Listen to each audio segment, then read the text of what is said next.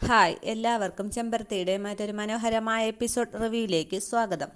അങ്ങനെ കല്യാണിക്കുള്ള അഗ്നിപരീക്ഷ തൃച്ചംബരത്ത് അഖിലാണ്ടേശ്വരി നൽകിയിരിക്കുകയാണ്. ഇനി എണ്ണപ്പെട്ട 3 നാൾ മാത്രമാണ് കല്യാണിയുടെ മുൻപിൽ ഉള്ളത്. 3 ദിവസത്തിനകം ഈ പ്രോജക്റ്റ് അവതരിപ്പിക്കുകയും അത് വിജയിക്കുകയും ചെയ്താൽ കല്യാണി അംഗീകരിക്കുമെന്നാണ് അഖിലാണ്ടേശ്വരി പറഞ്ഞിരിക്കുന്നത്. പക്ഷേ പ്രോജക്റ്റ് അവതരിപ്പിക്കാനുള്ള ഐഡന്റിറ്റി വേണമെന്നുള്ള ആനന്ദിന്റെ വാശി അഖില അവിടെ അംഗീകരിക്കുകയാണ്.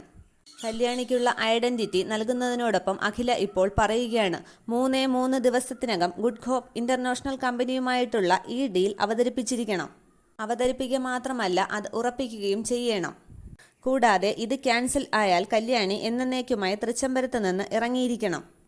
ഈ പ്രോജക്റ്റ് പരാജയപ്പെടുന്ന അന്ന് മുതൽ ആനന്ദ് കല്യാണിയുടെ ഭർത്താവ് ആയിരിക്കില്ല എന്ന് അഖിലാണ്ടേശ്വരി അവിടെ ഉറപ്പിച്ചു പറയുകയാണ്.